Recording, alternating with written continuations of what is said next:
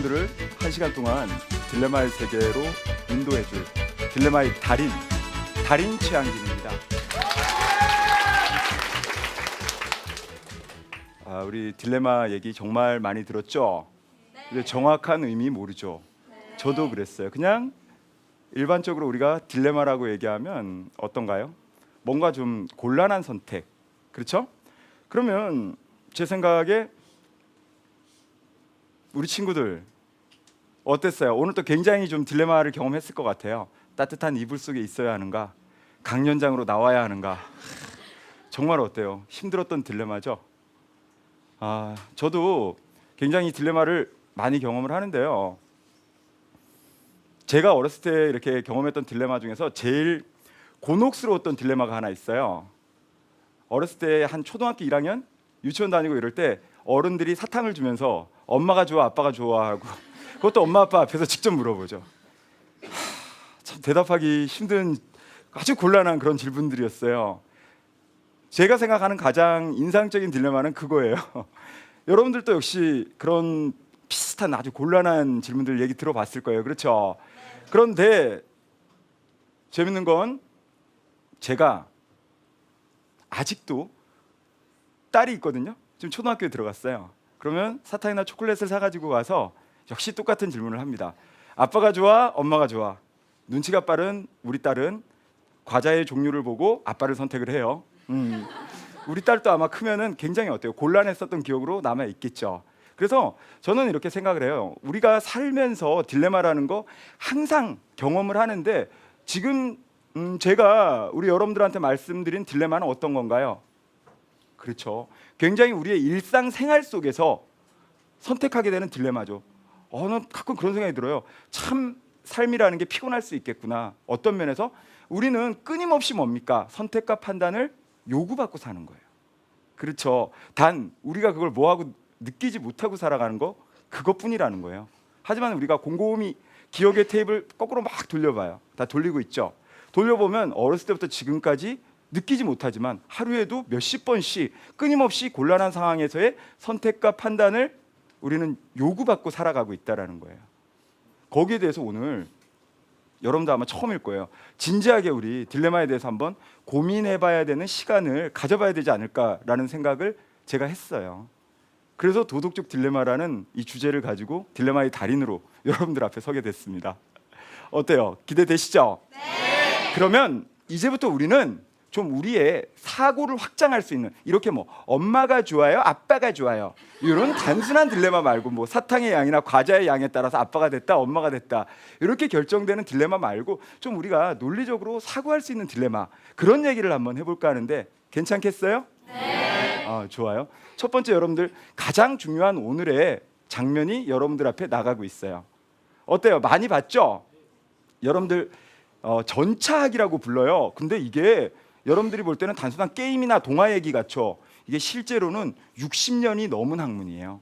트롤리학이라는 이름으로 처음에 시작이 됐거든요. 트롤리가 뭔 줄 알아요? 카트예요. 짐을 싣는 카트인데 막 밀가루 같은 걸 가득 씌운 채로 어때요? 카트가 확 달리면 굉장히 위협적이죠. 거기서 시작된 트롤리학이 시간이 지나면서 전차학이라는 이름으로 바뀌게 됐고 우리나라에는 우리 아마 청소년을 비롯한 많은 일반인들에게 마이클 셀던이라는 교수 들어봤나요? 저스티스, 정의란 무엇인가? 바로 어때요? 그분 때문에 굉장히 유명해진 사실은 딜레마인데 이게 많은 사람들이 착각하고 있더라고요. 마이클 셀던이 만든 아닙니다. 아주 역사와 전통이 오래된 딜레마예요. 그런데 여러분들 화면을 딱 보세요. 화면에서 가장 중요한 주인공은 어떤 사람들일 것 같아요? 여러분들에게 물어볼게요. 어떤 사람이 가장 중요한 주인공이 둘이 있거든요. 여러분들이 여기서 주인공을 찾는 거예요. 화면 속 주인공 찾기. 다 틀렸어요.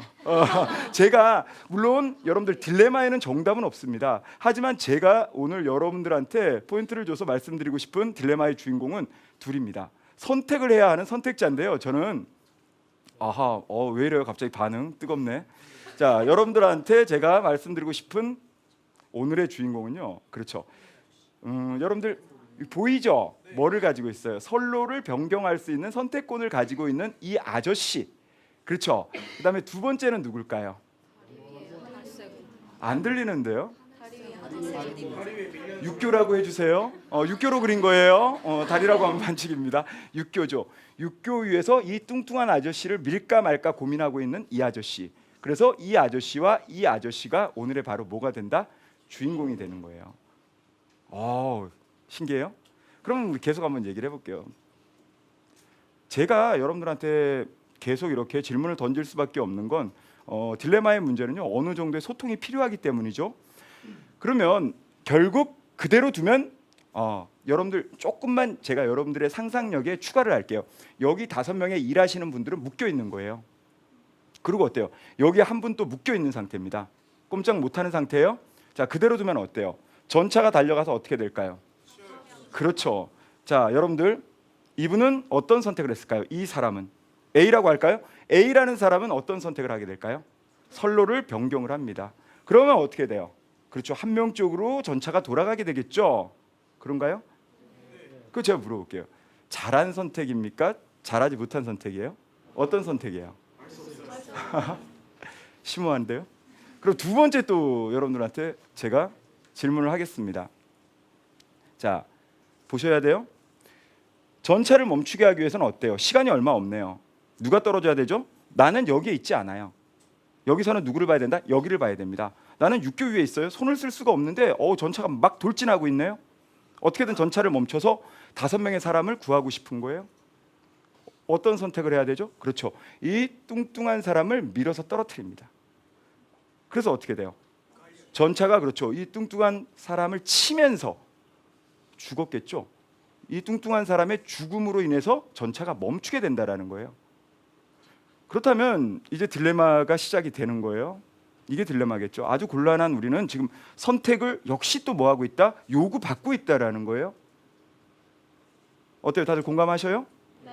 그런데 제가 여기서 여러분들한테 물어보고 싶은 게 하나 있거든요. 첫 번째 선택. 자, 선로를 변경시킨 선택 잘했다라고 생각되는 사람 한번 손 들어볼까요? 이거 바람직한 선택이다. 손 들어보세요. 좋습니다. 두 번째 선택이 잘했다라고 생각되는 사람 한번 손 들어볼까요? 자, 보셨죠? 여러분들이 지금 직접 보신 것처럼 아마 지금 방송을 통해서 보고 계신 일반 사람들도 그런 생각을 하실 거예요. 맞아, 그렇지. 왜? 첫 번째 선택에 대해서는 잘한 선택이라는 반응이 굉장히 높았어요. 반면에 두 번째 선택에 대해서는 어때요? 잘했다라는 그런 어떤 판단이 내려진 게, 즉 찬성을 한 사람의 숫자가 굉장히 현저히 낮아졌다라는 거예요. 이걸 가지고 미국에서요, 실제 설문조사를 하게 됩니다. 그 설문조사의 표집 대상은 몇 명이었을까요? 5,000명이었어요. 5,000명을 대상으로 설문조사를 했더니 첫 번째 선택에 대해서 잘한 선택이라고 얘기한 사람이 정확히 89%였어요. 똑같은 반응이 나타났죠.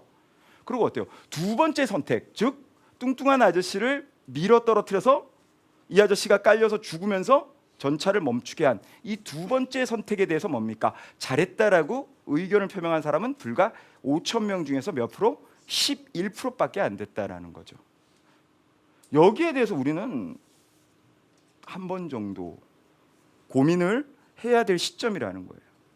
우리가 모든 걸 결과만 놓고 본다면 사고력이라는 게 필요가 없어요. 논증이라는 말이 의미가 없어진다라는 거죠. 그렇죠? 왜? 결과적으로 본다면 이 선택도 또 이 선택도 둘 모두의 선택은 뭐를 가지고 온다라는 겁니까? 맞아요. 한 사람의 희생으로 5명의 목숨을 구해냈다라는 거예요. 이렇게 되면 어때요? 더 이상 얘기할 게 없는 거죠. 이건 뭡니까? 딜레마가 아니에요. 그냥 이걸로 끝난 거예요. 그렇죠? 하지만 우리는 뭡니까? 왜 이렇게 당장 여러분들의 반응이 달랐고 미국에서도 어때요? 자그마치 89대 11로 반응이 달랐어요. 그 반응이 다른 이유, 거기에 대해서 우리가 뭐 해야 된다? 고민해 볼 필요가 있어요. 좀 고민스러울 것 같지 않나요? 꼭 좀 기억을 해주세요. 지금 보여지는 이 씬, 장면에 대해서. 그러면 저는 여러분들을 위해서 몇 가지의 씬을 좀 더 구해왔어요. 제가 지금서부터 재미있는 딜레마를 몇 가지 더 보여드릴게요. 기대 좀 해볼까요? 고민하고 있죠? 역시 딜레마라는 얘기예요. 딜레마라는 건 역시 뭡니까? 굉장히 곤란한 선택의 상황에 직면하는 것. 그게 곧 딜레마겠죠. 자, 여러분들 어때요? 나치라고 오해하시면 안 됩니다. 나치가 어때요? 공격을 하는 거예요. 그러면 이 사람은 누굴까요? 죄송해요. 제가 원래 이 사람을 처칠로 그리려고 했거든요. 다들 웃으시는데 예. 처칠이 왜냐면요, 여기 사파를 잠깐 보시면 김성령이라는 이름이 나오는데 저희 반에서 미대를 준비하는 친구가 직접 이렇게 사파를 일러스트레이션을 그려준 겁니다. 그래서 제가 이렇게 고마운 마음을 가진 친구한테 차마 다시 해오세요. 할 수가 없어서 좋습니다 라고 했는데요. 실제로는 뭐냐면요, 한 명이 더 나와야 돼요. 그게 처칠입니다. 그래서 여러분들 저 보셔야 돼요. 여기서 재밌는 얘기가 나요. 독일 나치가요, V1이라는 미사일을 막 쏩니다. V1이 독일 말로는 무슨 뜻이냐면요, 복수의 미사일이라는 뜻이에요. 복수의, 굉장히 분노감의 표현이겠죠. 쏘는데 지금 2명의 사람이라고 여러분들이 조금 우리가 사고를 확장을 합시다. 자, 처칠과 이 사람은 뭐냐면 내무부 장관입니다. 당시에 둘이 의견이 뭐 하는 겁니까? 격돌하는 거예요. 그 모습을 지금 보여드리고 있는 거예요. 자, 그럼 어떤 상황이길래 2명의 의견이 격돌할까요? 자, 독일이 쏜 V1 미사일이요, 여기가 런던이라고 한번 해볼까요? 여길 런던이라고 할게요. 어디에 떨어졌냐면 런던의 남쪽에 떨어졌어요. 실제로 런던에도 조금 떨어졌지만 주로 남쪽에 떨어졌다는 거죠. 그러자 처칠이 이런 생각을 해내요. 영국의 정보국을 이용해서 이중 간첩이 있었어요. 지그재그하고 가르보라고. 지그재그와 가르보를 이용해서 독일에다가 나치한테 거짓 정보를 흘리자. 자, 런던의 V1 미사일이 북쪽에 떨어졌다 그래라. 그럼 어떻게 될까요? 나치는 만일 그 이중 간첩을 통해서 그 소식을 듣는다면 좀 더 런던이 남쪽에 있으니까 남쪽으로 목표를 잡고 미사일을 쏘겠죠. 근데 실제는 여기 떨어졌으니까 더 남쪽에 떨어지면 런던으로부터 점점 어떻게 되는 거예요? 멀어지는 거예요. 이게 처칠이 주장한 거예요. 그런데 이 내무부 장관은 굉장히 어때요? 우리나라로 얘기하면 자수성가하신 분이에요. 그래서 이 양반은 무슨 얘기를 하냐면, 아니 그렇게 되면은 이 남쪽에 죽지 않아도 되는 사람들은 아무 영문도 모르고 죽어야 되지 않느냐. 뭐를 위해서? 대도시에 있는 더 많은 인명을 구해내기 위해서. 그렇죠? 아무 죄도 없이 영문도 모르고 어때요? 소수의 사람이 뭐 하게 되는 거야? 목숨을 잃게 된다라는.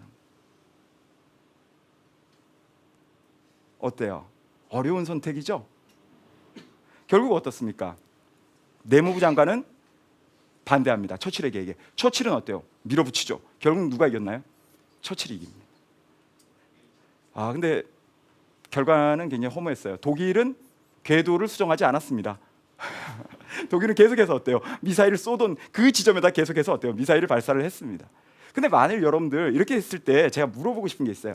그렇게 해서 런던에 떨어졌으면 한 5천 명이 사망했을 법한 V1 미사일의 피해를 남쪽 지역에, 즉 한적하고 시골 지역에 떨어져서 거기서 한 50명 정도가 사망했다라고 한다면 여러분들 어때요?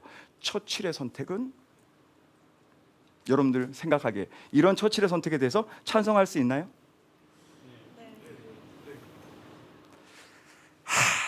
그래요? 일단 좋습니다. 일단 거기까지 하고 그다음 제가 하나 딜레마 또 준비해왔는데 또 보여드려도 되죠? 네. 잘 그렸죠? 이건 우리가 일상적으로도 많이 접하는 딜레마예요. 자, 이걸 여러분들 뭡니까? 그냥 여객기라고 생각을 해도 좋아요. 그래서 뭐 포탄이라고 보시지 말고 새라고 한번 봅시다. 그래서 뭐 새 같은 거에 충돌을 해서 기체에 이상이 생긴 거예요. 불시착을 해야 돼요. 그러면 여기를 서울의 명동이라고 합시다. 도심이니까. 그러면 여기를 어때요?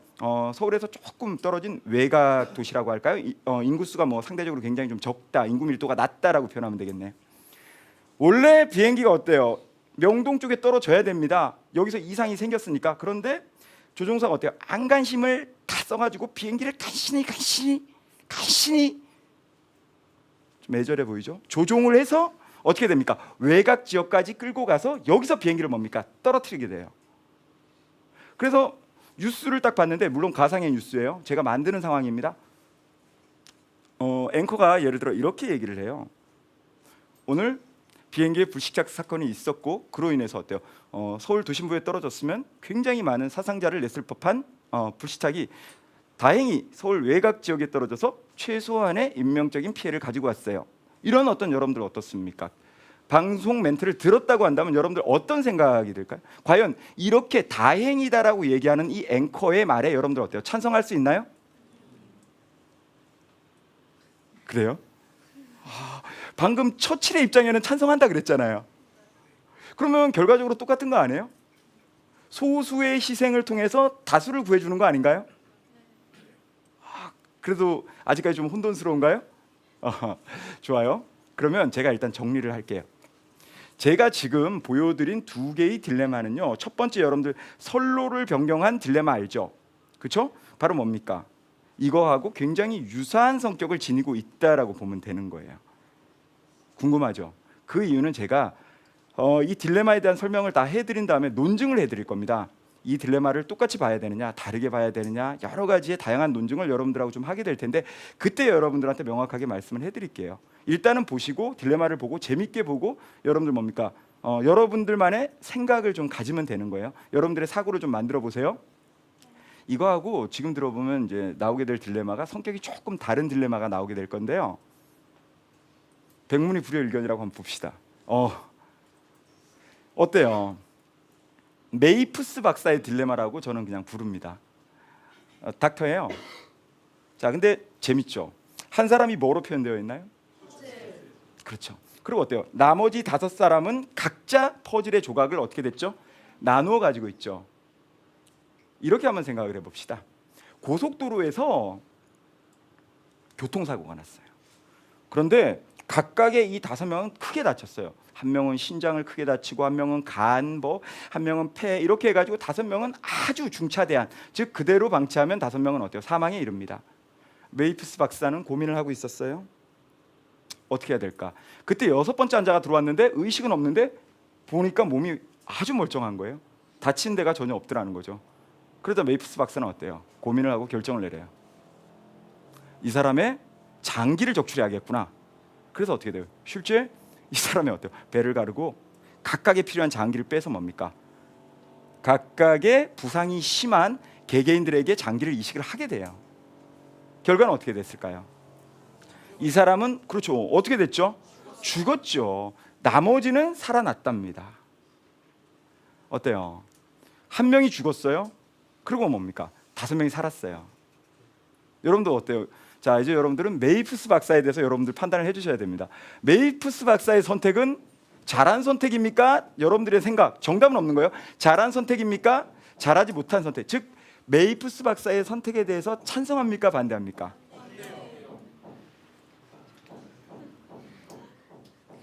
그래요? 아니, 똑같이 최소한의 희생으로 어떻게 보면 가장 많은 사람의 숫자를 구한 거잖아요. 근데 왜 매번 달라져요? 그래서 우리는 뭡니까? 빨리 논증을 해야 될 필요성을 여러분들 스스로가 느끼는 거예요. 그렇죠? 빨리 논증이 필요하겠다. 궁금하다. 도대체 무슨 얘기를 하고 싶은 거냐? 하나 더 남았거든요.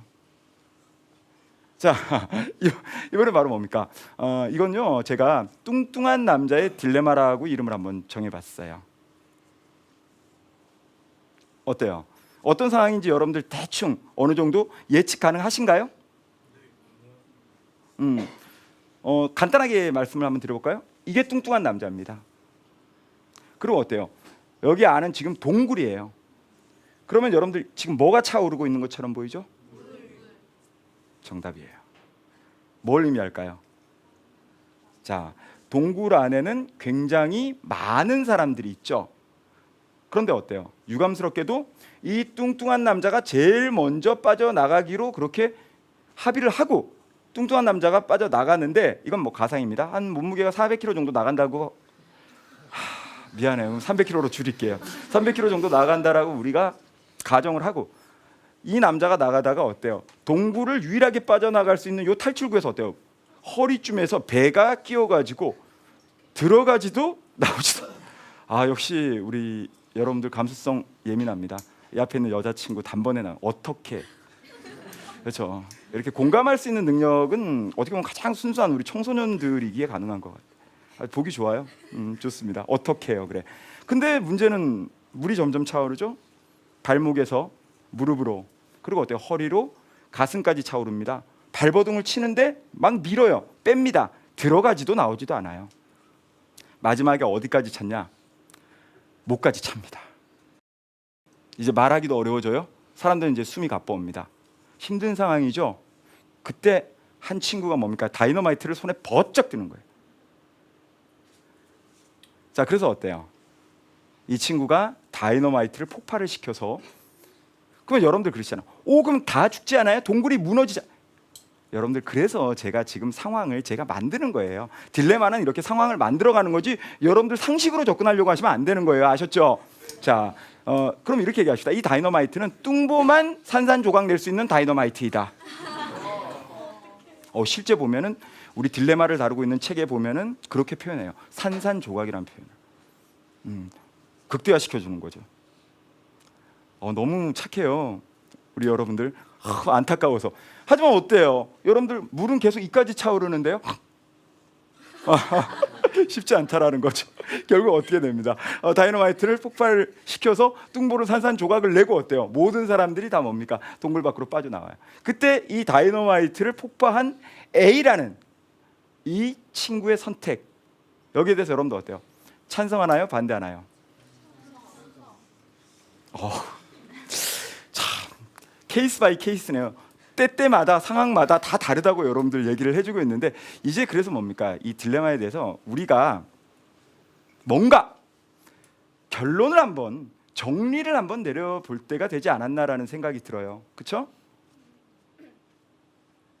다들 공감하세요? 네. 그래서 저는 일단 누구를 먼저 모시고 왔냐면요, 벤담이라는 사상가가 있어요. 들어봤나요? 네. 벤담은요, 그걸로 유명하죠. 최대 다수의 최대 행복. 이 벤담이라는 사상가가 얼마나 재밌는 사상가냐면, 보세요. 뭘 의미할까요? 실제 사진이에요. 그걸 제가 일러스트레이션으로 제작해왔어요. 자, 벤담은요, 최대 다수의 최대 행복을 주장을 하죠. 그러면 벤담이 바라볼 때 당연히 어떻습니까? 지금 보여드린 모든 딜레마에 있어서의 선택은 다 뭐다? 옳은 선택이죠. 왜? 결국 한 명만 뭐 하게 되면, 그렇죠, 희생하면 정말 어때요? 많은 사람의 목숨을 구할 수 있다. 이건 뭐 전형적인 뭐예요? 최대 다수의 최대 행복이다라는 거예요. 벤담은요, 실제로 그와 같은 자신의 생각을 몸소 실천한 몇 안 되는 사람이에요. 아주 재밌는 사람이죠. 이게 뭐냐면요, 벤담의 시체입니다. 방부 처리한 거예요. 끔찍하죠. 실제 사진을 제가 가지고 올까 하다가 여러분들 많이 놀라실까, 감수성이 아직 예민한 청소년들이니까. 그래서 어때요? 아주 고상한 사파로. 그러면 먼저 요거부터 보여드릴게요. 이게 벤담의 실제 머리입니다. 이건 가짜 머리예요. 밀랍으로 만든 거예요. 왜? 방부 처리를 했는데 머리는 방부 처리가 될까요? 안 될까요? 안 되죠. 그래서 뭡니까? 머리가 썩어가고 있는 거고, 그걸 어때요? 접시 위에 올려놓은 거예요. 뭐 그렇게 많이 놀라지 않으셔도 좋습니다. 자, 벤담은요, 저를 보셔야 돼요. 런던 유니버시티 칼리지라고 있어요. 그 대학에 자신의 전 재산을 기부를 하는 조건으로 자신의 시신을 방부 처리해서 그 대학의 로비에 앉혀달라고 얘기를 해요. 그 모습입니다. 그런데 재밌는 게, 거기서 장난기 많은 친구들이 벤담의 머리를 가지고 가버려요. 학교가 발칵 뒤집혔죠. 그리고 그 친구들이 대학 측에다가 제시한 거는 뭐예요? 그렇죠, 자선기금을 기부해라. 그러자 대학에서는 어때요? 그 요구를 이기지 못하고 결국 어때요? 많은 양의 자선기금을 기부를 하고, 그리고 어때요? 벤담의 머리를 돌려받습니다. 벤담이 어때요? 죽어서까지 최대 다수의 최대 행복에 기여한 거 맞나요? 그러니까 어때요? 이런 벤담의 입장에서 본다면 분명히 어때요? 지금 제가 말씀드린 이 딜레마 상황은 얘기할 거리가 못 되는 거죠. 왜? 이건 분명히 최대 다수의 최대 행복이에요. 오로지 모든 행위를 볼 때 벤담은 이렇게 본다. 어떻게 보냐? 고통과 쾌락이라는 두 가지의 기준만을 가지고 보는 거예요. 그래서 고통을 최소화할 수 있고 쾌락을 증가시킬 수 있는 행위나 선택에 대해서는 굉장히 관대해요. 설사 저는 그거 보면서 재밌기도 하고 좀 놀라기도 했는데, 설사 우리가 약간 사회적으로 금기시하고 있는 것들 있잖아요. 터부라고 얘기하는 거. 그게 쾌락을 많이 가져올 수 있다면 그 사회적 금기를 완화시킬 수 있는 법안이나 도덕적 원리도 고려해야 한다. 이렇게까지 얘기를 하는 거죠. 오케이? 그러니까 지금 여러분들 본 것처럼 어떤 친구들은 그래요. 아니, 어떻게 다수를 위해서 소수가 이렇게 희생될 수 있지? 이게 과연 바람직해? 이렇게 얘기할 계제가 아닌 거예요. 누구의 입장에서 볼 때는? 벤담의 입장에서 볼 때.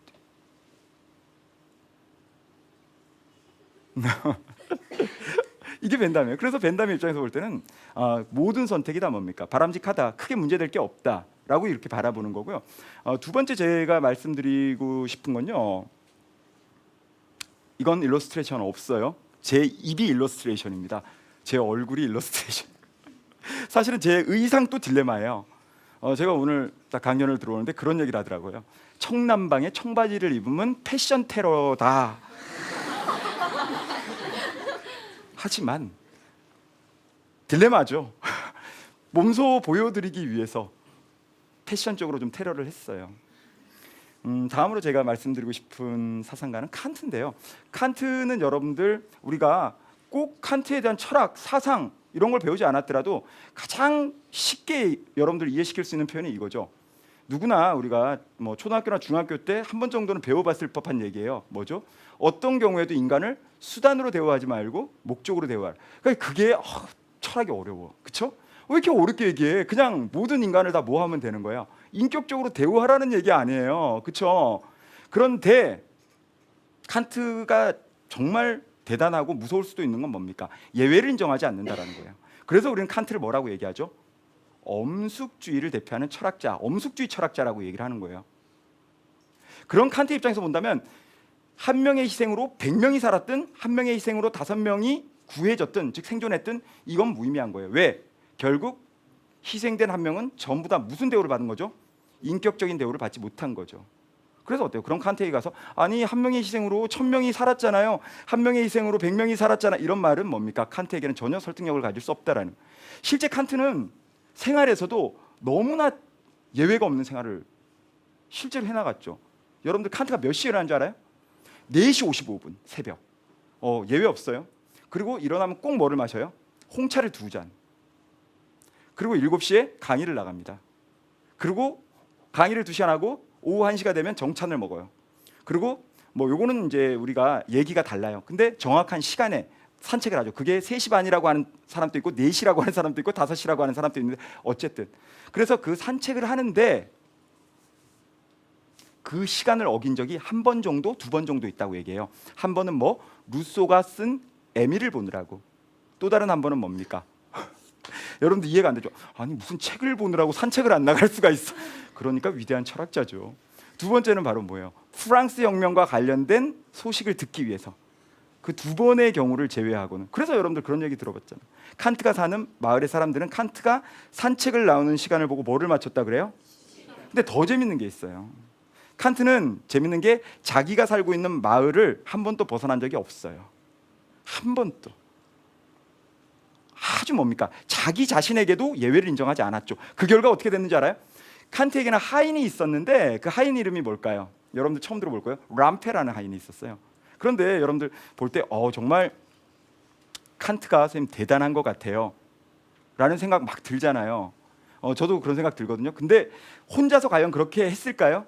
그 모든 시간이 가능하게 한 밑바탕에는 누구의 노력이 있었냐? 하인인 람페의 노력이 있었어요. 정말 그 하인인 람페도 어때요? 칸트와 똑같이 뭐를 살아야 됐죠? 예외가 없는 아주 뭡니까? 그런 엄숙한 삶을 살아가야 했어요. 그러니까 그 람페가 어때요? 스트레스를 견뎌내지 못합니다. 그래서 어떻게 돼요? 그 괴로움, 이 칸트를 수발하느라고 오는 그 스트레스를 풀지 못해서 술에 입을 때 처음에는 한 잔, 좋다. 두 번째 2잔, 좀 풀려 하던 것이 끝내 어디까지 갑니까? 알코올 중독으로 빠져버려요. 실제로. 그럴 만큼 칸트는 뭡니까? 자기 철학에 있어서도 또 실제 생활에 있어서도 뭐가 없었던 사람이에요? 예외가 없었던 엄숙주의. 그런 칸트 입장에서 볼 때 당연히 어때요? 모든 인간이 인격적 대우를 받아야 하는데 지금 여러분들 어때요? 생각하고 있는 것처럼 뭐 그게 몇 명을 구하든 상관없이 그들을 위해서 한 명이 수단이 되어야 한다면 칸트는 어때요? 당연히 그러한 선택에 대해서 찬성할까요? 반대할까요?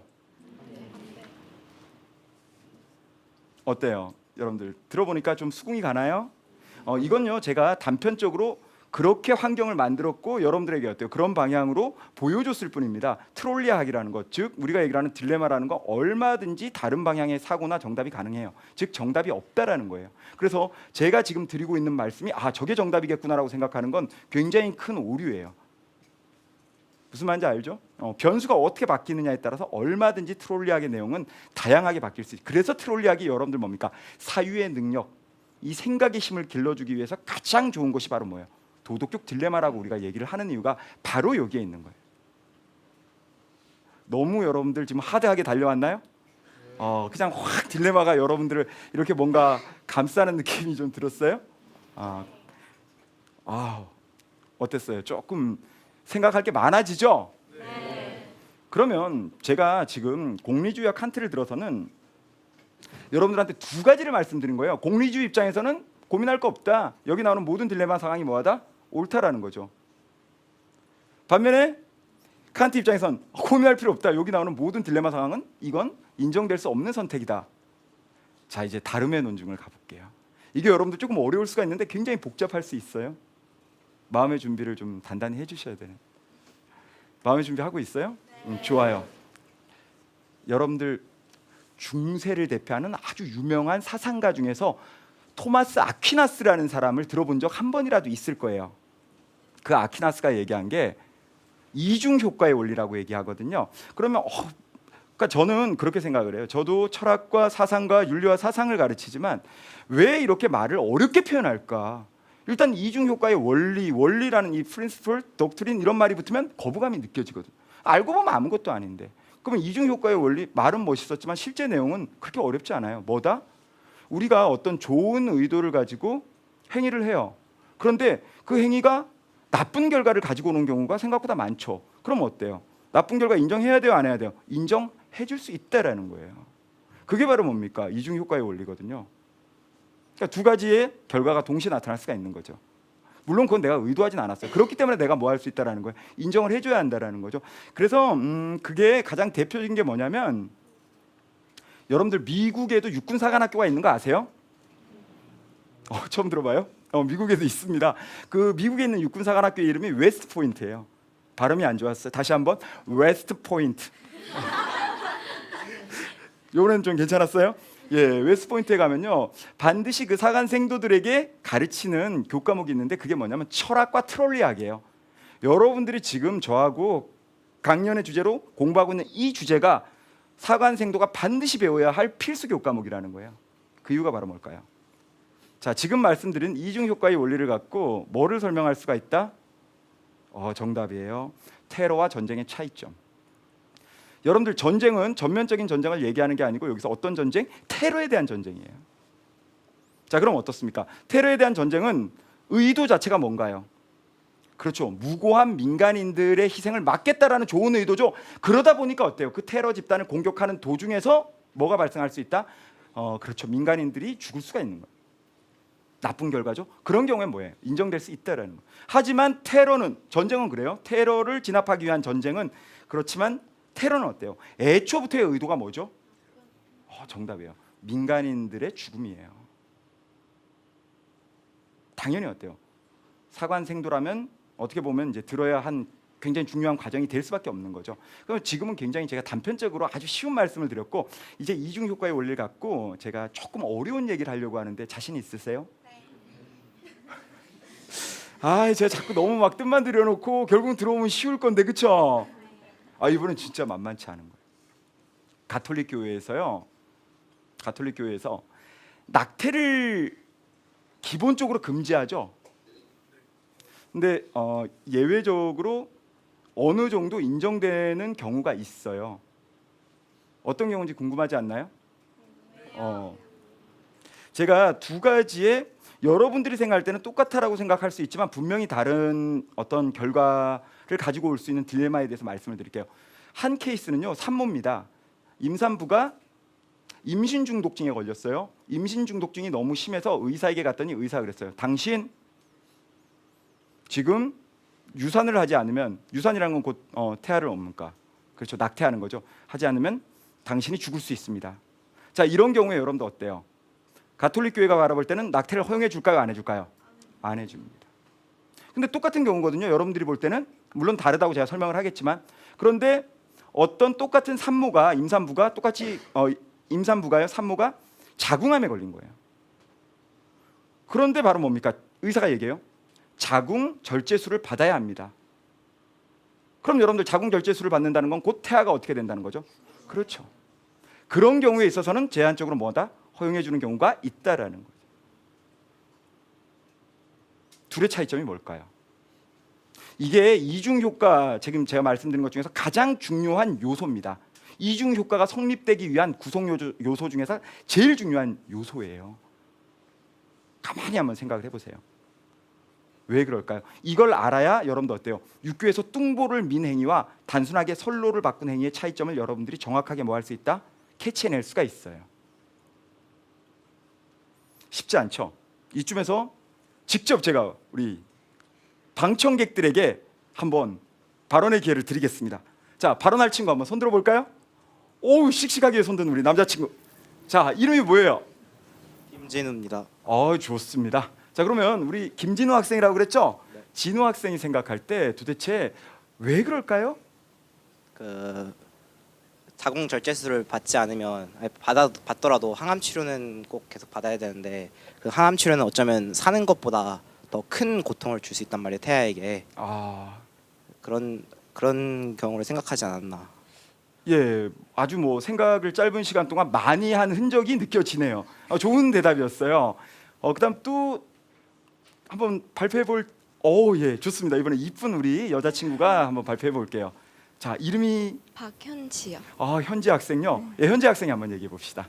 절제술을 받든 안 받든 예. 태아나 산모에게 둘이 다 위험하잖아요. 그래서 그 고민. 예, 이심전심이에요. 이미 우리 현지 학생의 의도는 선생님한테 전해줬어요. 불린 문자 좋습니다. 자, 그러면 한번 봐요. 왜 그런지 제가 제 생각이 아니고 이중 효과의 원리를 들어서 설명해 드릴게요. 굉장히 궁금하죠? 이건 일반 상식적으로도 아주 궁금해하는 내용이에요. 이중 효과에 보면 이런 얘기가 나와요. 어려운 얘기부터 하고 쉬운 얘기 할게요. 좋은 결과를 만들어낸 직접적 원인이 나쁜 결과여서는 안 된다. 조금 한 번 더 난이도 들어갑니다. 좋은 결과를 가지고 온 직접적인 원인은 행위여야 한다. 이 정도 되면 이제 못 알아들어요. 반발감 생깁니다. 뭐야, 왜 이런 얘기하는 거예요? 쉽게 갈 겁니다. 자, 이거 한번 볼게요. 임신 중독증 같은 경우에는요, 반드시 산모가 살기 위해서는 누가 죽어야 되죠? 빙고. 자, 그럼 갑니다. 자궁 절제술 같은 경우에는 어때요? 자궁암에 걸린 산모가 살기 위해서는 어때요? 태아의 죽음하고는 뭐다? 무관한 거죠. 뭐가 필요한 거죠? 자궁을 절제하는 수술이라는 행위가 필요한 거예요. 곰곰이 생각을 해보세요. 마찬가지입니다. 저를 보세요. 어렵지만 재밌는 얘기예요. 이렇게 사고의 폭을 넓힐 수 있어야 여러분들 올해 수시 면접이나 구술고사에 가서 면접관 앞에서 활짝 웃으면서 아주 반가운 얼굴로 대답할 수 있는 거예요. 잘 들어보세요. 그렇다면 이걸 그대로 적용을 시켜볼게요. 어디에 적용시킬 거냐면 선로를 바꾼 사람의 행위와 뚱보를 민 사람의 행위가 과연 똑같냐? 여러분들 이렇게 얘기해요. 둘 다 좋은 의도를 가지고 있었기 때문에 다르지 않아요. 똑같지 않나요? 네버. 제가 지금 말씀드린 중요한 요소를 가지고 한번 설명을 해볼게요. 첫 번째, 선로를 바꾼 결정은요, 선로를 바꿔요. 바꿉니다. 전차가 오다가 확 틀죠. 미안합니다. 저도 조금 무안했어요. 오다가 확 틉니다. 확 트는데 확 틀어버렸는데 중요한 건 어때요? 내가 선로를 바꾼 행위가 이미 어때요? 5명을 구하는 좋은 결과를 가지고 왔어요. 반드시 어때요? 바뀐 선로의 한 명이 죽어도 되고 안 죽어도 됩니다. 물론 죽음이 예상되죠. 맞아요? 근데 천우신조로 풀렸어요. 끈이. 오? 풀렸네? 하고 어때요? 선로 밖으로 도망을 나왔어요. 이렇게 튕겨져 나왔습니다. 끈이 탁 풀리면서 어이쿠 하고 튕겨져 나왔어요. 이 사람이 죽든 살든 선로에 묶인 5명은 뭐다? 그렇죠. 이중 효과의 원리네요. 즉, 이 사람이 죽음이 이들을 구한 게 아니죠. 반면에 자, 우리 뚱뚱한 아저씨의 딜레마 한번 가볼까요? 육교에서 내가 뚱뚱한 아저씨를 밀었습니다. 어떻게 되죠? 뚱뚱한 아저씨가 육교 밑으로 떨어졌어요. 근데 참 죄송해요. 제가 자꾸 이런 좀 어떻게 보면 좀 끔찍한 사례를 말씀을 드리게 되는데, 근데 이게 가장 유명한 사례니까, 딜레마니까 딱 밀었는데 떨어졌습니다. 선로에 정확히 안 떨어져 가지고 뭡니까? 전차를 막지 못하면 5명은 뭐예요? 죽죠. 그럼 어때요? 내가 딱 밀었는데 선로에 정확하게 떨어졌고, 그래서 어때요? 오는 전차에 치여 가지고 죽으면서 어때요? 전차를 멈췄습니다. 이렇게 되면 뭡니까? 이 사람들이 살 수가 있죠. 다른 말로 얘기할게요. 뚱뚱한 아저씨의 경우에는 분명히 뭐 해야만, 죽어야만 뭐 할 수 있다. 5명이 살 수 있는 거예요. 그러니까 어때요? 좋은 결과를 가지고 오는 원인이 다름 아니고 직접적으로 뭡니까? 그렇죠. 누군가 죽어야 되는 거예요. 한쪽 편이 죽어야 다른 한 편이 사는 거죠. 하지만 이쪽은 어때요? 다른 한 편이 죽든 살든 의미가 없어요. 내 행위로 어때요? 살아날 수 있다라는 거예요. 같아요, 달라요? 그렇죠. 이걸 보여드리고 싶었어요. 그러면 이제 꽤 오랜 시간이 지난 것 같은데 우리 딜레마의 주인공이 한번 돼봅시다.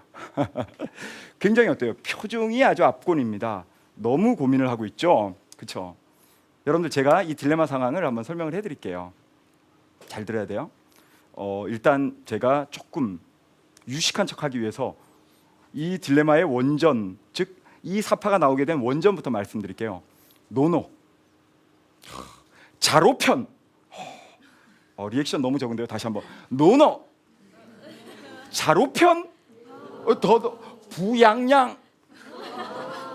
아버지가 양을 훔쳤다. 어떤 사람이 딱 와서 그래요. 우리나라에 정직한 사람이 있어요. 공자한테 얘기하는 거야. 왜요? 그러니까 그러는 거야. 아버지가 양을 훔쳤는데 아버지를 고발했어요.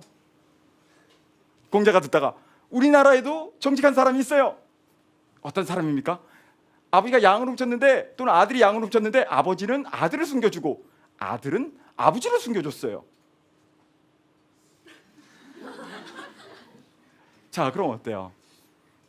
이와 같은 공자의 입장에 대해서 도덕적으로 정당화될 수 있는지 여러분들이 생각을 해보세요. 과연 지금 말씀드린 이런 내용, 아니 아버지와 아들이 도둑질을 했는데 아버지가 아들을 숨겨주고 아들이 아버지를 숨겨준 이와 같은 행위를 도덕적인 사람, 즉 도덕적이다라고 생각하는 공자, 이러한 공자의 입장이 도덕적으로 정당화될 수 있는가 고민하고 있죠? 효와 의 사이에서. 여러분들은 어때요? 놀라지 마세요. 이게 실제 서울시립대학교에서 출제되었던 심층 면접 문제입니다. 여러분들은 지금 면접관 앞에 앉아 있는 거예요. 자, 한번 편하게 말씀해 보십시오. 절대 편하지 못하죠.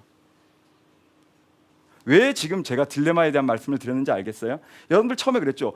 왜 저 사람이 뜬구름 없이 이렇게 소중한 시간에 우리를 불러다 놓고 사파를 보여주면서 딜레마에 대해서 얘기할까? 제가 입시얘기 간단하게만 말씀드릴게요. 저도 지금 고3 담임을 몇 년째 하고 있습니다. 여러분들 다 대학 가셔야 됩니다. 정말 우리 간절하게 원하죠.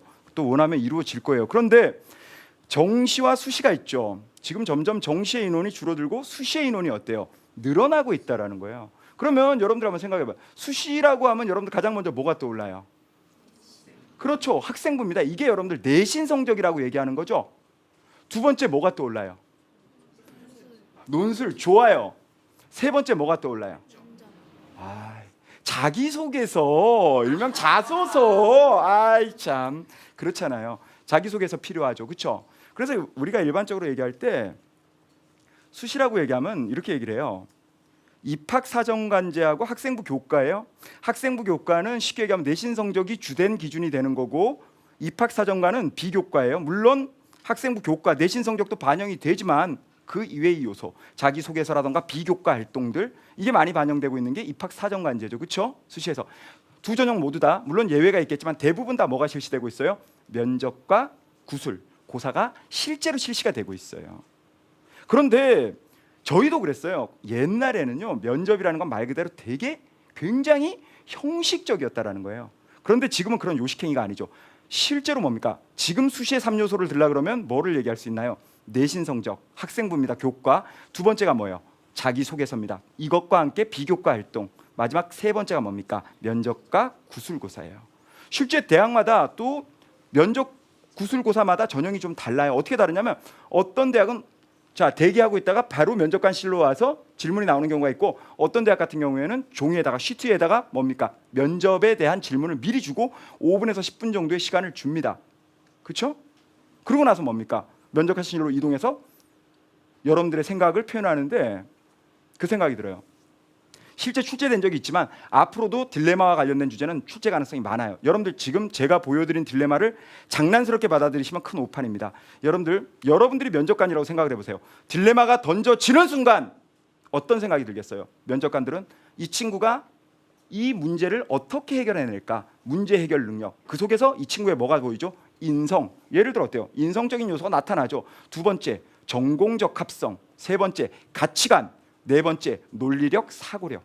모든 요소를 굉장히 종합적으로 평가할 수 있는 그런 어떤 뭡니까? 성격과 문제, 어떻게 보면 그런 어떤 뭡니까? 성격을 지닌 것이 뭐다? 딜레마일 수 있다. 물론 논술에서는 수도 없이 출제가 됐고요. 이게 바로 뭡니까? 제가 오늘 굉장히 바쁘신 우리 여러분들을 이 자리에 모시고 1시간 동안 여러분들한테 뭡니까? 딜레마라는 주제로 강연을 하게 된 원인이에요. 그렇다면 여러분들 한번 생각해 봅시다. 이와 같은 딜레마의 문제를요 가장 잘 해결하기 위한, 즉 가장 잘 대비하기 위한 방법이 뭘까요? 저는 미련 없이 여러분들한테 추천합니다. 정답은 윤리와 사상입니다. 믿으세요. 그리고 면접날 확인하세요. 실제 수능 끝나고 우리가 어때요? 면접을 앞두고 있는 친구들이 가장 서점에 가서 많이 다보는 책 중에 하나가 뭡니까? 간단한 철학과 관련된 책이나 또는 뭡니까? 딜레마가 들어가 있는 책이에요. 자, 여러분들 이제 어떻게 수시, 면접이나 구술고사 준비해야 되는지 대충 방향 잡으셨죠? 그러면 저는 오늘 강연 여기까지 할게요. 열심히 강연 들어준 우리 친구들, 또 힘든데도 불구하고 열심히 리액션 보내준 우리 여러분들 진심으로 감사드립니다. 고맙습니다.